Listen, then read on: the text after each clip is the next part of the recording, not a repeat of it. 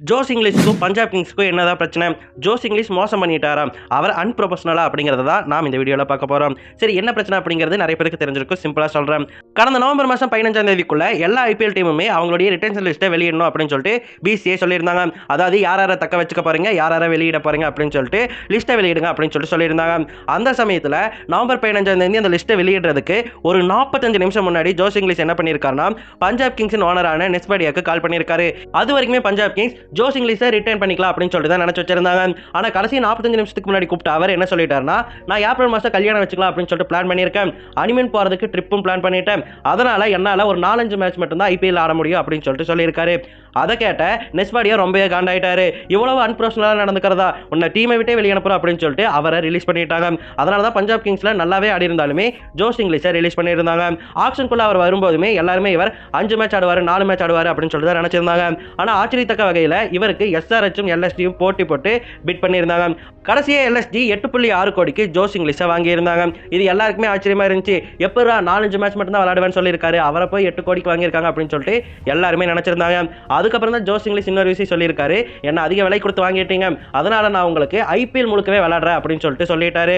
அதுக்கப்புறம் தான் எஸ்ஆர்எச் உடைய பவுலிங் கோச்சான வருண் ஆரோன் என்ன சொல்லியிருந்தாருன்னா, ஜோஸ் இங்கிலீஷை கண்டிப்பா கன்வின்ஸ் பண்ணி டோர்னமெண்ட் ஃபுல்லா விளையாட வைக்க முடியும் அப்படின்னு சொல்லிட்டு நாங்க நம்பணும். அதனால தான் நாங்க ஜோஸ் இங்கிலீஷ்க்கு 8 கோடி வரைக்கும் பிட் பண்ணியிருந்தோம் அப்படின்னு சொல்லிட்டு சொல்லியிருப்பாங்க. இங்க தான் எல்லாரும் ஷாக் ஆனாங்க.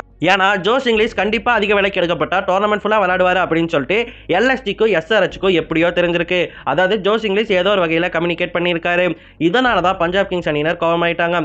அதனால தான் அதனுடைய ஓனரான நெஸ்பாடியா இது ஒரு அன்ப்ரொஃபஷனல் அப்படின்னு சொல்லிட்டு சொல்லியிருக்காங்க. ஆனால் உண்மையிலே இது அன்ப்ரொஃபஷனலான்னு கேட்டிங்கன்னா, ஒப்பீனியனா சொல்லணும்னா இது அன்ப்ரொஃபஷனலாக கிடையாது.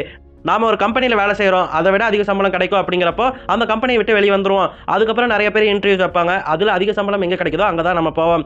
அதுக்கேற்ற மாதிரி தான் ஜோஸ் இங்கிலீஷ் பிளான் பண்ணியிருக்காரு. நம்பி 8 கோடிக்கு மேலே எடுத்துட்டாங்க. 4-5 மேட்ச் மட்டும் விளையாட நல்லா இருக்காது, ஃபுல் டோர்னமெண்ட் விளையாடுவோம் அப்படின்னு சொல்லிட்டு ஜோஸ் இங்கிலீஷ் முடிவு பண்ணிட்டாரு. இன்னொன்று, இது ஃப்ரான்ச்சைஸ் டீம்ஸ்னாலே அன்ப்ரொஃபஷனல் தான்.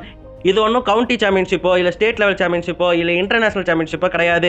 ஜஸ்ட் ஒரு ஃப்ரான்ச்சைஸ்களுக்குள்ள நடக்கக்கூடிய போட்டி தான். இதில் ப்ரொஃபஷனலிசம் காட்ட தேவையே இல்லை. ஃப்ரான்ச்சைஸ் கிரிக்கெட்டை பொறுத்த வரைக்கும் களத்துக்குள்ள கிரிக்கெட் விளையாடும் போது கிரிக்கெட்டை மதித்து விளையாண்டாலே போதுமானது. அதுவே ப்ரொஃபஷனலிசம் தான். சம்பளம் சார்ந்து என்ன முடிவு வேணா எடுக்கலாம், ஏன்னா அவரவர் வாழ்க்கை. ஏன்னா இது ஃப்ரீலான்ஸ் ஒர்க் மாதிரி தான். வாழ்க்கை முழுக்க ஒன்றுமே அவங்க டீமில் வச்சுக்க போகிறது கிடையாது. 1 வருஷமோ 2 வருஷமோ.